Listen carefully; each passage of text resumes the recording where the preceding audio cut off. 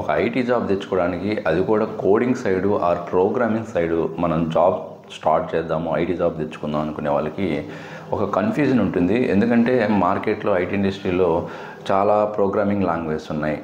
Okay, so అవి కూడా కొన్ని డిమాండ్ ఉన్న టెక్నాలజీస్ ఉన్నాయి. లైక్ జావా డెవలపర్ అని, పైథాన్ డెవలపర్ అని, okay, or front end developer అని, ఇలాంటి టెక్నాలజీస్ ఉంటాయి. అండ్ ఫుల్ స్టాక్ డెవలపర్ అని. బట్ ఇక్కడ మెయిన్గా ఏంటంటే జావా డెవలపర్ తీసుకోవాలా, పైథాన్ డెవలపర్ తీసుకోవాలా, ఏ కోర్స్ తీసుకుంటే నాకు మంచి కెరీర్ గ్రోత్ ఉంటుంది, అండ్ ఏ టెక్నాలజీ నాకు కరెక్ట్గా సెట్ అవుతుంది, షూట్ అవుతుంది, ఇలాగా చాలామందికి ఫ్రెషర్స్కి స్పెషల్గా బిగినర్స్ వాళ్ళకైతే మాత్రం చాలా కన్ఫ్యూజన్ ఉంటుంది. పైథాన్ నేర్చుకుందామా, జావానా? అండ్ అదేవిధంగా ఎవరైతే కెరీర్ గ్యాప్ వచ్చి మళ్ళీ నేను ఒక కోర్స్ని నేర్చుకొని ఐటీలోకి రిటర్న్ అవ్వాలి, మంచి ఈసారైనా సరే మంచి జాబ్ తెచ్చుకుందామా అనుకునే వాళ్ళు కూడా, కొంచెం కోడింగ్ ఇంట్రెస్ట్ ఉన్న వాళ్ళు ఈ కన్ఫ్యూజన్ అయితే ఉంటుంది. పైథాన్ డెవలపర్ తీసుకుందామా, జావా డెవలపర్ తీసుకుందామని. ఓకే, సో నేను మీకు ఈ రెండింటిని కంపేర్ చేసి చెప్తాను, ఏ టెక్నాలజీస్ దేనికి సెట్ అవుతుంది. ఓకే, మీరు వీడియో ఎండ్ వరకు చూడండి. అండ్ ఇలాంటి మోర్ వీడియోస్ కావాలంటే మీరు మన ఛానల్ ఫస్ట్ టైం విజిట్ చేస్తే సబ్స్క్రైబ్ చేసుకోండి, అండ్ నోటిఫికేషన్ బెల్ ఐకాన్ కూడా ప్రెస్ చేయండి. సో ఇమీడియట్గా మన న్యూ వీడియోస్ మీకు నోటిఫికేషన్ ఫామ్లో వస్తాయి. అండ్ కంటెంట్ నచ్చితే మర్చిపోకుండా లైక్ చేయండి. ఇంకా మెయిన్ కంటెంట్ డిస్కస్ చేస్తే జావా డెవలపరా, పైథాన్ డెవలపరా. సో ఇక్కడ నేను 1 by 1 కంపేర్ చేసి చెప్తానండి. సో ఇది ఫ్రెషర్ అయినా ఎక్స్పీరియన్స్ అయినా ఈ కంపారిజన్ ఒకసారి మీరు లాస్ట్ వరకు చూడండి, అప్పుడు మీరు డిసైడ్ అవ్వండి ఏ టెక్నాలజీ మీకు సెట్ అవుతుందో. ఓకే, ఫస్ట్ది ఏంటంటే కాంప్లెక్స్ వైజ్గా చెక్ చేసుకుందాం. జావా ఎక్కువ కష్టంగా ఉంటుందా, పైథాన్ ఎక్కువ కష్టంగా ఉంటుందా అనేది. సో బిగినర్ ఫ్రెండ్లీ ఆర్ మీరు ఏదన్నా కంప్యూటర్ బ్యాక్గ్రౌండ్ కాకుండా ఉన్న వాళ్ళు కానీ, నాన్ కంప్యూటర్ సైన్స్ బ్యాక్గ్రౌండ్ వాళ్ళు, అండ్ కొంచెం నాకు ఈజీ వేలో కావాలనుకుంటే మాత్రం పైథాన్ అనేది చాలా ఈజీగా ఉంటుందండి. ఎందుకంటే దీని సింటాక్స్ ఏదైతే ప్రోగ్రామ్ రాస్తారు కదా, ఆ సింటాక్స్ అనేది చాలా షార్ట్గా ఉంటుంది. అంటే ఇంగ్లీష్లా ఉంటుంది, యూజర్ ఫ్రెండ్లీలా ఉంటుంది ఏది పైథాన్ అయితే. అదే మీకు జావా అయితే సింటాక్స్ చాలా లెందీగా ఉంటాయి. స్టేట్మెంట్స్ అనేవి ప్రోగ్రామింగ్ కాన్సెప్ట్స్లో అంత త్వరగా అండర్స్టాండ్ కావు. ఒకటి మాత్రం వాస్తవం ఏంటంటే అది లెందీ అయినా ఆర్ షార్ట్ అయినా మీరు కంటిన్యూస్గా ప్రాక్టీస్ చేస్తే అది జావా అయినా ఒకటే, పైథాన్ అయినా ఒకటే అండి. ప్రోగ్రామింగ్ పరంగా ఓన్లీ లాజిక్స్ ఇంప్లిమెంట్ చేయటమే ఎవరైనా ప్రోగ్రామర్ ఆర్ డెవలపర్కి, కోడర్కి ఉండాల్సిన మెయిన్ క్యారెక్టర్, మెయిన్ స్కిల్ అది. సింటాక్స్ ఏముంది, మీరు రాస్తూ హ్యాబిట్ అయితే ఏ ప్రోగ్రామింగ్ లాంగ్వేజ్ ఒకటే అనిపిస్తుంటుంది. ఓకే, అది గుర్తుపెట్టుకోవాలి. బట్ ఎంట్రీ లెవెల్లోనే అంటే ఒక 1 monthలోనే మనకి అరే ఇది నాకు సెట్ కాదేమో అనే ఫీలింగ్ దేనికి వస్తుందంటే ఎక్కువగా జావా కోర్స్కి ఎక్కువ వస్తుంది. ఓకే, ఎందుకంటే కొంచెం అన్నీ కూడా లెందీగా ఉంటాయి సింటాక్స్ అనేది. బట్ అలవాటు అయిందంటే రెండు కూడా ఒకటే అండి. ఓకే, అదొకటి.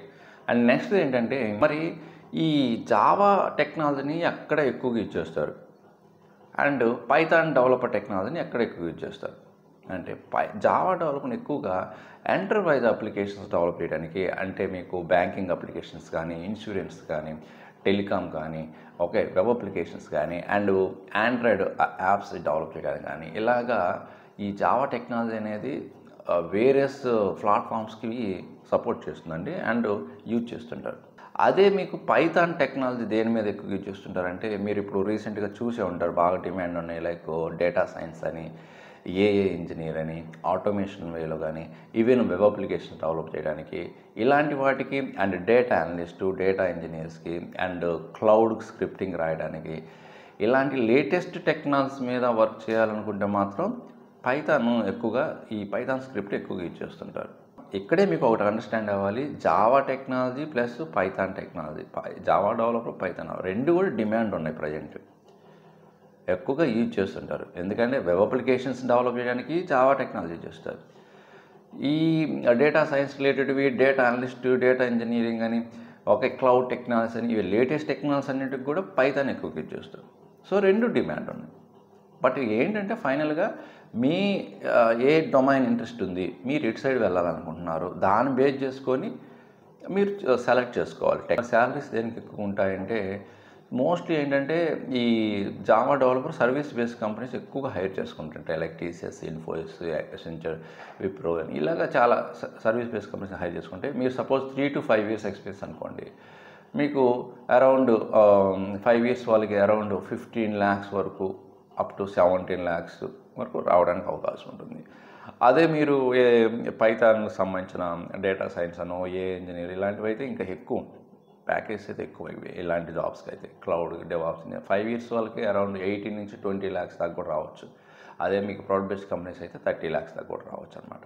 సో శాలరీస్ పరంగా ఆ ప్యాకేజ్ పరంగా చూసుకునే మాత్రం పైథాన్ టెక్నాలజీ మీద మంచి గ్రిప్ ఉన్న వాళ్ళకి మంచి ప్యాకేజ్ వస్తుంటాయి.